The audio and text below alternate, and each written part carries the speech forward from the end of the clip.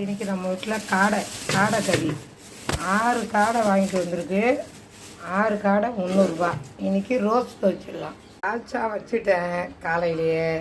இங்கே பாருங்கள், சோறு நாட்டு நெய் ஊற்றி தால்ச்சா சோறு ஆக்கிட்டு இருக்கேன். அடுப்பத்தை வச்சாச்சு. சட்டி அடுப்பில் வச்சுருவோம். எண்ணெய் கொஞ்சம் போட்டுக்கலாம். பட்டை 2 கிராம்பு, வெங்காயம் வதங்கி விட்டது. இஞ்சி பூண்டு கலவை சுட்டுச்சு. தக்காளி பழம் 4 போட்டு வதக்குவோம்.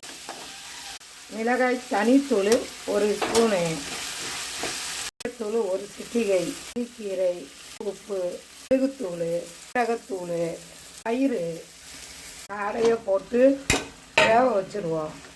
காடை ரோஸ்ட்டு ரெடி. சூப்பராக இருக்குது. வாங்க எல்லாம் சாப்பிட. லைக் பண்ணுங்கள், ஷேர்